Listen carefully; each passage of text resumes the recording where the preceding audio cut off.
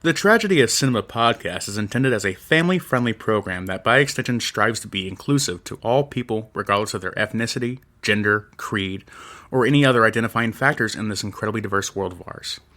With that said, some of the films we discuss may contain serious subject matters or have content considered morally objectionable by today's standards. We do not intend to condone or dismiss these aspects of these films, but our primary focus will be on what we believe the film succeeds at, some fun facts, and our personal enjoyment factors of each film. With that said, we hope you enjoy the show.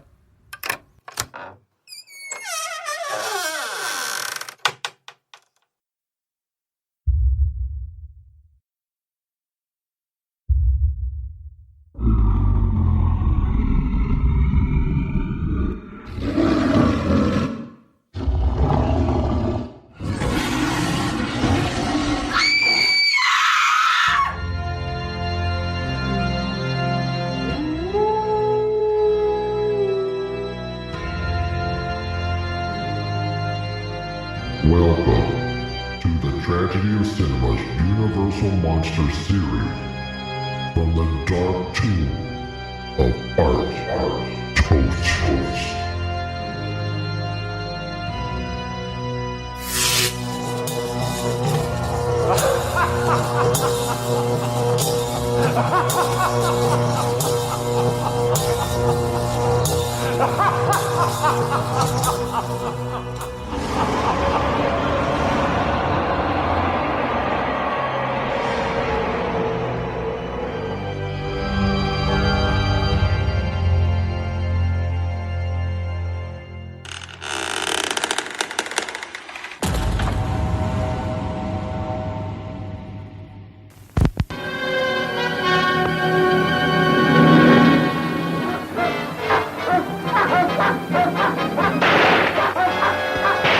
Spawned from the depths of doom comes the most fearful monster of the ages to strike with paralyzing terror the despoilers of ancient tombs. Here is new horror by the master of menace, Lon Chaney as the Mummy, with Dick Foran, John Hubbard, Elise Knox, George Zuko, Wallace Ford, Turon Bay in The Mummy's Tomb.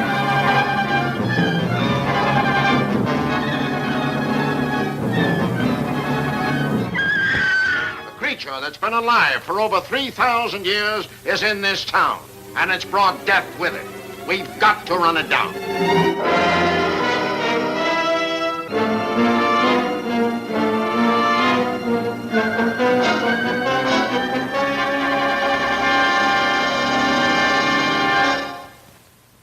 All right, guys, welcome back to the Tragedy of Cinema's podcast, the Universal Monster Series. I'm your host, Jimbo, and today I'm joined once again by my dad, otherwise known as Art Toast. Art Toast. We hope you've been enjoying this series so far. Today we are looking at the movie The Mummy's Tomb from 1942. But Dad, before we get started, I have a question for you. I know you're just like Kyle, you don't like them, so here we go. Who was the better mummy? Boris Karloff or Lon Chaney Jr.? Boris Karloff. And why? He just made a better mummy, which I was going to tell later on in the show. Oh, sorry. Even though Lon Chaney did look pretty good.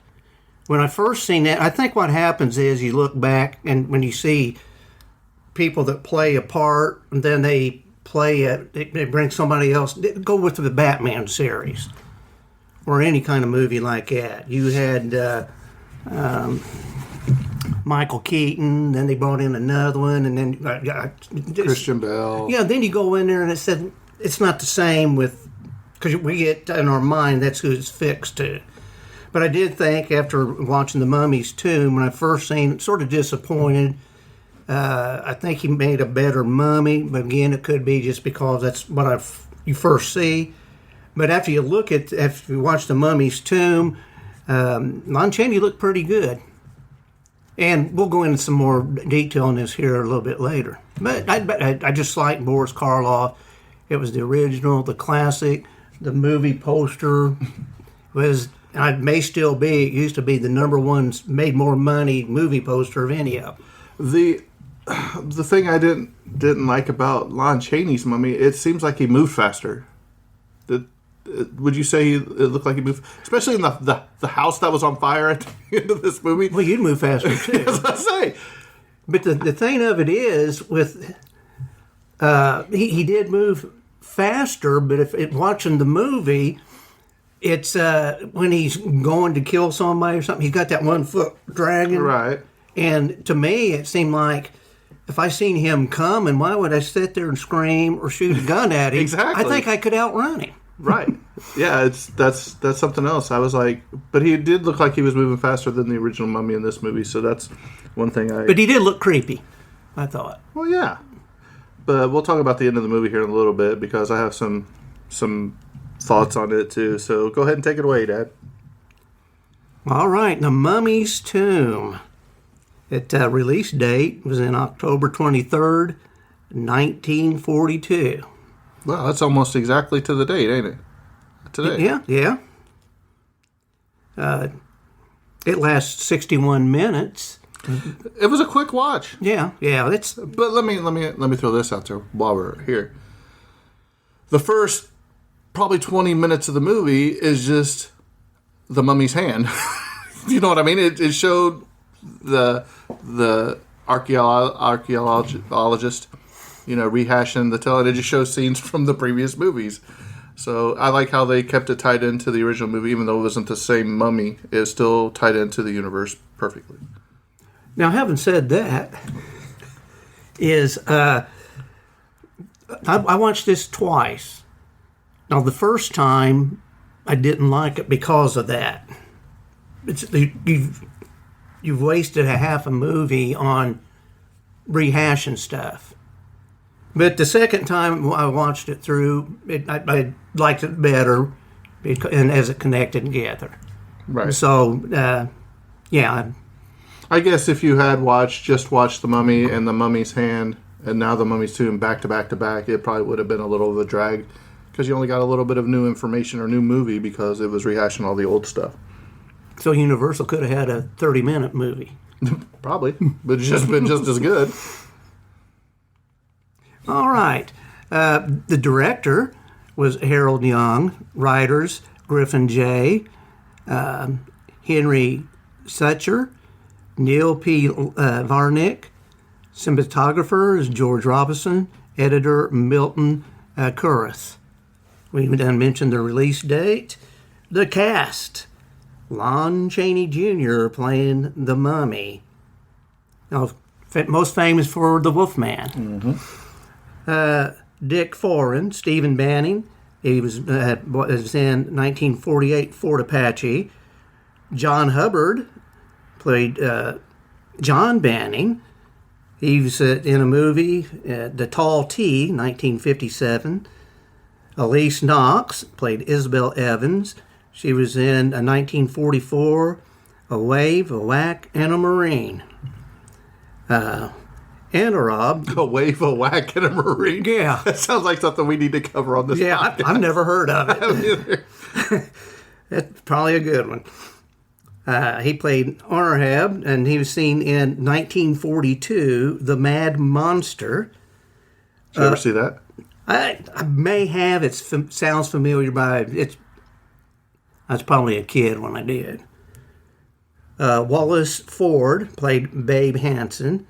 Was in the 1932 movie Freaks. Have you ever seen Freaks? No, but I want to. It's on the list. It's I don't believe I've ever watched it. Circus sideshow stuff, ain't it? Right, they Yeah. actually used sideshow freaks Right. in the movie, but I don't think I've ever seen that. Taran Bey, he played Mir Mert Bey in 1946 in The Night in Paradise. And Virginia Brasic played Mrs. Evans, and she was in the 1955 Rebel Without a Cause. Which we have covered on this podcast during our James Dean episodes. So go ahead and give us a little bit of a synopsis. You mean a plot summary? Yeah, glad we corrected that for you. A high priest travels to America with a living mummy to kill those who had desecrated the tomb of an Egyptian princess 30 years earlier. Now going on to the awards. It was not had one nomination, 2018, Academy of Science Fiction, Fantasy, and Horror Films. It was nominated as a Saturn Award for Best DVD Blu-ray Collection as part of the Mummy Complete Legacy Collection. You own that one? No. All right, technical difficulties. Difficulties? Details. Details. I done that last time. Although there is difficulties that coming, I'm sure. I'm sure there is. I'm going to have to circle that word next time. Runtime, 61 minutes. Sound mix was mono. It was in black and white. Aspect ratio was 1.37 to 1. The laboratory was Universal Studios Laboratory. Negative format, 35 millimeter.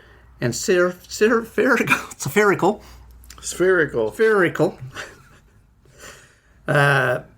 Was the process. Printed format, 16 millimeter. And the 1950s television prints was 35 millimeter.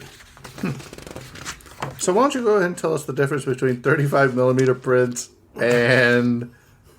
No, I'm kidding. I know you wouldn't be able to do it. One of them's bigger than the other. So, a little bit about this movie. There's not a whole lot of extra trivia or anything. I only have a few notes to do. But one thing that stood out to me is that I found out is this is the first of Lon Chaney where he reprises the role of the Mummy 3 times, back to back to back. So I thought that was pretty interesting, which still makes me wonder why they didn't go to Karloff. Even if Lon Chaney did this movie, why they didn't go back to Karloff. Maybe he was too busy. But this actually begun, on June 1st, 1942, and released on October 23rd on a double feature with a build with Night Monster. You ever seen Night Monster? Doesn't ring a bell. Okay.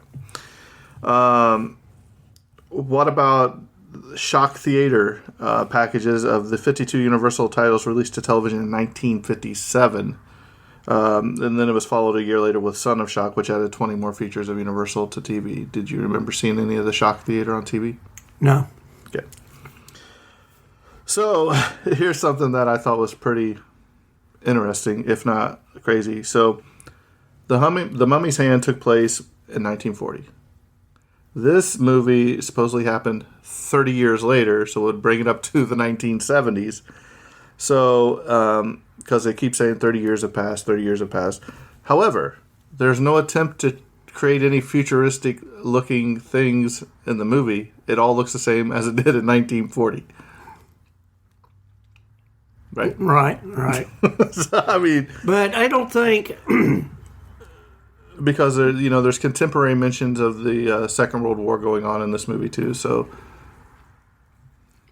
Okay. I don't recall that, but... Okay. You watched it twice, so I'm asking you. Okay. So, in a 1995 interview with TV host Skippy Lowe, actor Turhan Bey, who played Mehmet Bey, cited this film as his favorite, particularly because he loved playing the character that he did in this movie. And although Dick Foran played John Hubbard's father, he was only 4 years his senior in real life. Dick Foran and Wallace Ford reprised the roles from The Mummy's Hand, making them the only actors in the series outside of Lon Chaney Jr. as Karis to play the protagonist in more than one movie. However, George Zucco played High Priest in the first 3 Karis films, and Frank Riker played Professor Norman in this and The Mummy's Ghost. So that's basically all the little side notes I found. So, do you have any thoughts of the movie itself, like as far as different scenes or anything that you found was interesting, weird, didn't add up, didn't like? In watching this here, we're more introduced to the Tana leaves. Right. Which one Tana leaf kept him alive, and then 9 Tana leaves gave him movement. Right. So somewhere along this line for over 3,000 years, somebody's had to give him some that tannin leaf juice just to keep him alive. Right. Well, that's the whole long line of the priest, high priest, or whatever. Right. And I thought that was sort of interesting. I don't know if it was even mentioned. I think tannin leaves have been mentioned before in other mummies. But as far as giving the detail of how many does this and giving movement. And I thought maybe that's why he moved faster. Did he put more than 9 tannin leaves in him at the end? Drops tannin leaves. I thought maybe the more he put in, the faster he would go. I don't know. That's just something I drew from a conclusion. Well, the conclusion is they was one to keep it under an hour, so they gave him a little bit more speed. All right, let me ask you a question. At the end, when the mob is coming, and they go to the archaeological place or whatever, and the guy comes out, and they all turn around, and somebody shoots him. Who shoots him? It was the police officer standing next to the guy. The guy that he just kind of looked at like this? Yeah, he's standing there, and he's got the gun, and he's the one that shot. But nobody does anything. I kept trying to watch it. He just looks at him like, okay. Is that a cut? Or? That's what I said. He's like, you hear the gunshot, and nobody says whatever, and they just look at each other. They go run over his body and keep going. Yeah. The another weird thing to me is they did explain a little bit from the first part when they set him on fire. The end. He's burned up. Right. Know. And then they said that he survived that, but he was mangled somewhat. That's why you have the dragging of the foot, I believe. Well, I do believe that they drug the foot in was it the first one? I don't know. It wasn't to. Or the mummies if he did. See, that's the original mummy. They didn't show a whole lot of the mummy. Right. Which is one reason why I like this movie, because, and I think we talked about this in one of the last week in one of those, I'm seeing Frankenstein meets Wolfman. You're seeing the monster more throughout the whole movie. And again, with older movies, a lot of times you don't even see the monster or anything till more at the end of the show. But they showed him throughout this. And I said all that to say this. I forgot what I was going to say. No, the dragging of the foot, if you watch him, he's almost got his foot sideways as he's dragging that. Now, my next question is, how can he, with one arm bandaged up, a bum foot, he climbs a trellis to go up to the second floor of a house, and then the second time he carries a girl with him? But I don't think he climbed the trellis to get up there, did he? Didn't he go through the front door? No. Because I thought the guy and the girl went up there. But I remember thinking, how is he going to climb down when he got up there on the balcony? You know what I mean? Because I was like... He killed that first guy. He climbed the trellis because he was upstairs in the bedroom. They scream, and then they all run upstairs. Right. And then the second one, when the mom's chasing him, he goes up the trellis again with her. Yeah, he's carrying her, too. Yeah. So how can he climb and carry her? Thank you. That was my... Well, here's my other question, too. You watch him, and you got the guy and the girl in Lover's Lane. Yeah. And the mummy just comes by, and like the shadow. The lady in the bedroom that sees the shadow go by her window. It's all a shadow.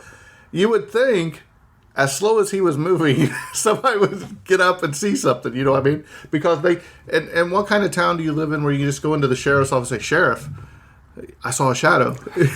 And he's like, "You woke me up," or the one guy calls him or whatever, But and then the next guy behind him's like, "Yeah, no, it's true. I saw the shadow too." So they're all saying they saw this shadow. So, but I thought what was really cool is that the way that they detected that it was actually the mummy was from the mold around the neck where he choked him. You know what I mean? So another part of the movie that I have problems with, well, not problems, but the fire scene at the end. If you pay close attention to that,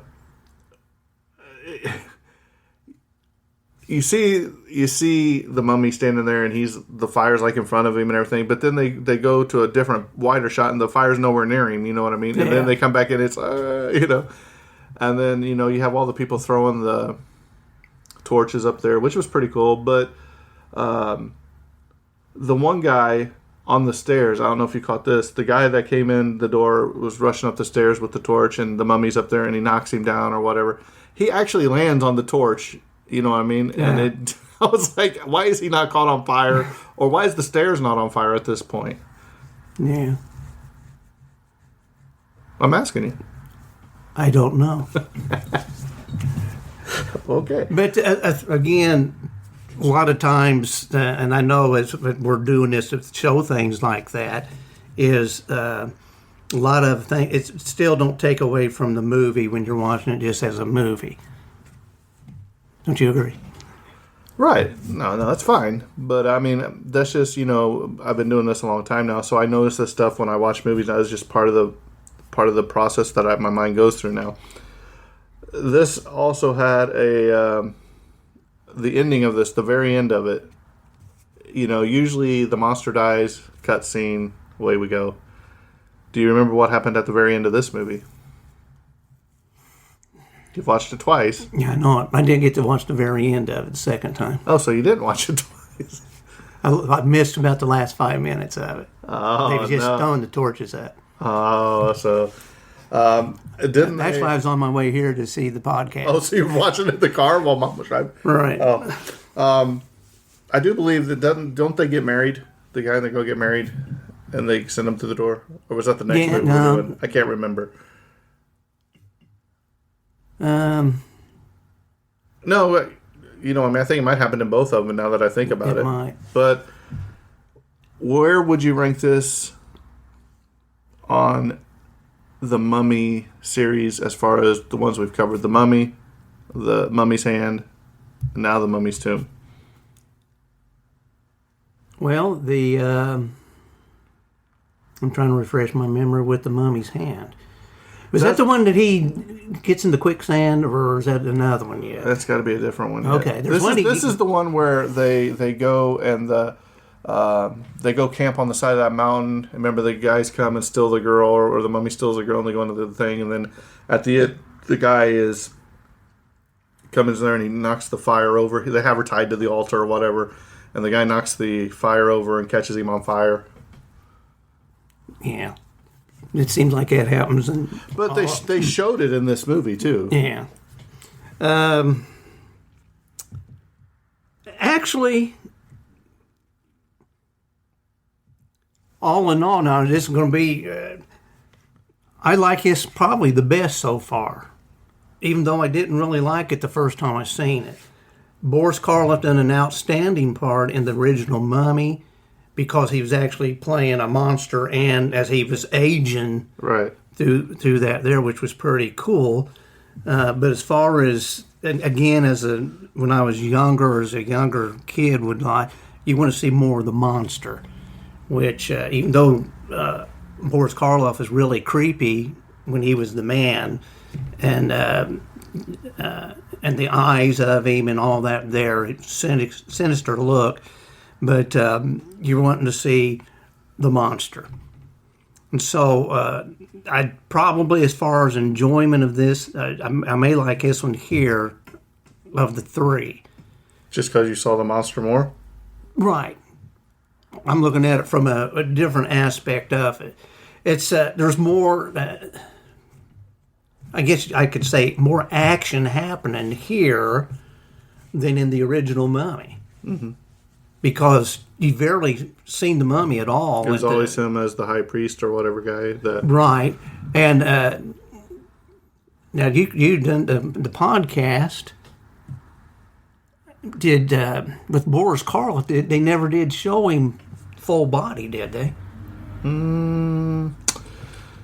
Not that I remember. You seem like you either his seen feet the legs down, or of course when he's the great scene of him when they first open up the coffin, yeah. And he's standing there. But I don't think you see much of him as far as a whole body movement of the mummy and that. So Lon Chaney done good, and he did look good, I thought.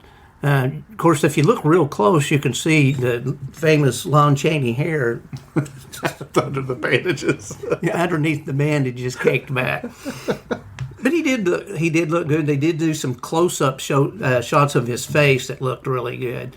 Okay, so my next question to you is, we've obviously had more mummy movies recently with the Brandon Fraser Mummies series. Did you ever see those? Yes.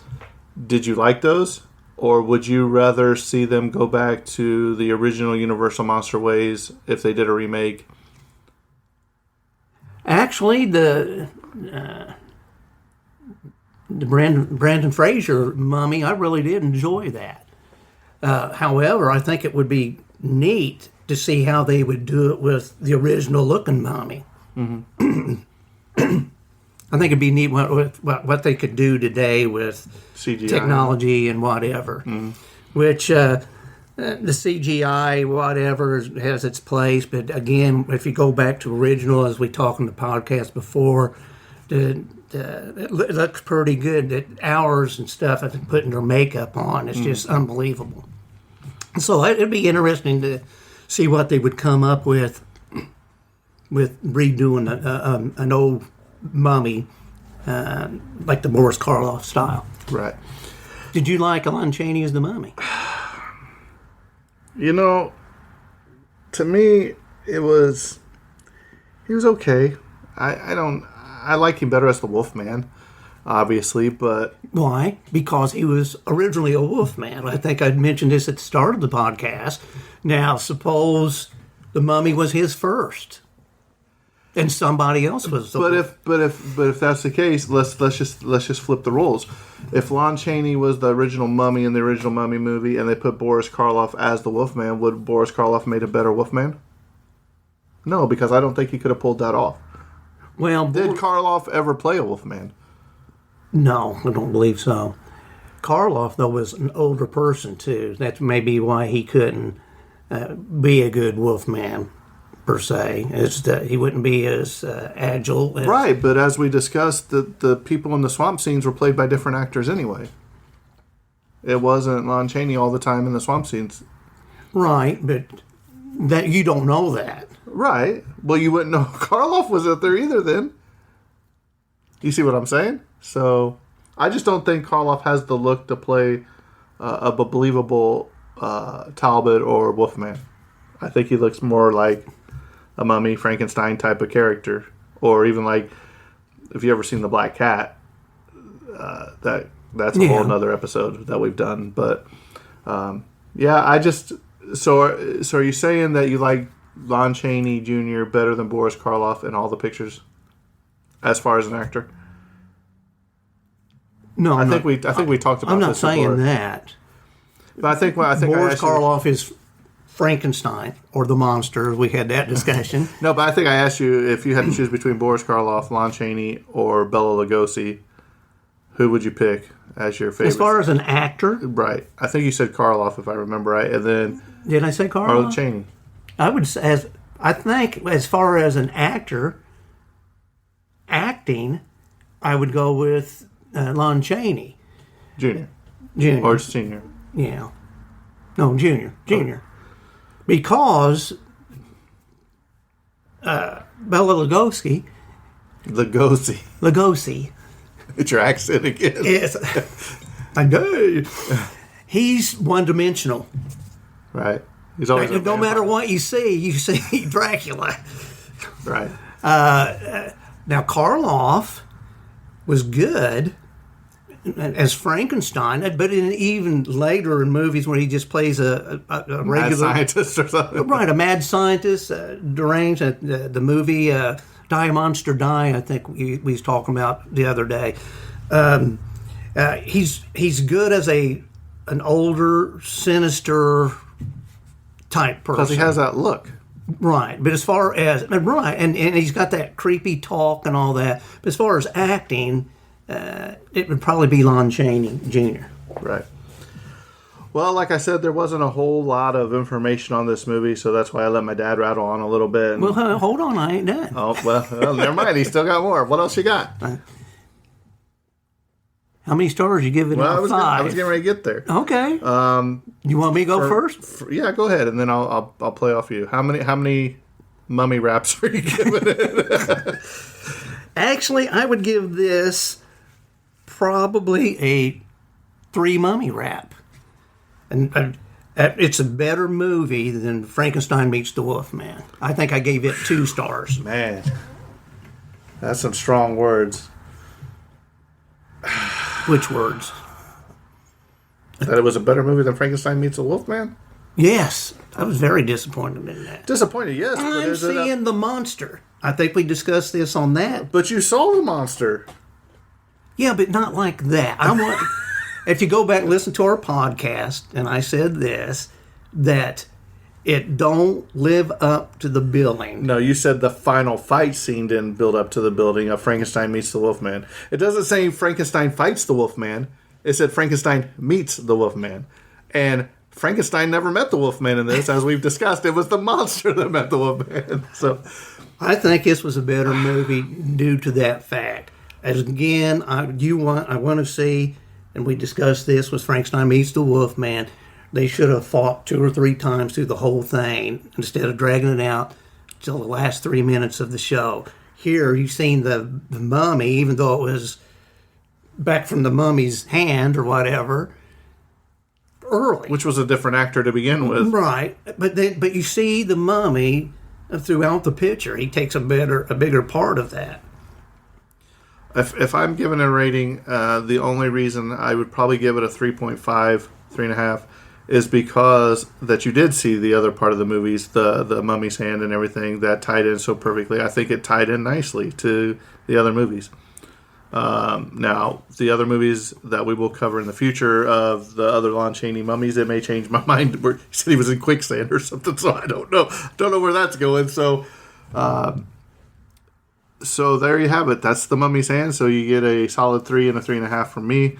So which one did you like? Frankenstein meets Wolfman or the Mummies too? I probably, if I had Before to you pick, answer this, you can't go on that just because Wolfman's my favorite monster. No, if I had to pick, I think that the character development of Talbot in Frankenstein meets the Wolfman is greater than this guy sitting in a chair reminiscing about his archaeological digs in the past, telling his family, "Oh, the monster really came alive, and all this really happened," and all that. Well, that's originally the first time I said when I watched it, I didn't care for it because of that part. Right. But that's why I gave it a 3.5, and I might have even given Frankenstein meets Wolfman lower. But I think to say that the character development of Talbot, because you've already seen him in the Wolfman, to see the struggle that he went through, because all he wanted to do was die, get rid of the curse. That's all he wanted to do. This is the whole. I'll tell you something else I didn't. What's the body count in Frankenstein meets Wolfman? Well, I don't know, but listen to this. I think it's 0. But listen, what's the body count? I'm kidding. In this, I didn't care for the high priest guy because there is a scene in here I think we should touch on real quick before we end this. There's the point where I forget the high priest guy's name, but he tells him, "No, I'm going to marry this girl," and you see the mummy kind of have a reaction like. Almost like feelings for a second. If because it looked like he was going to attack him. Right.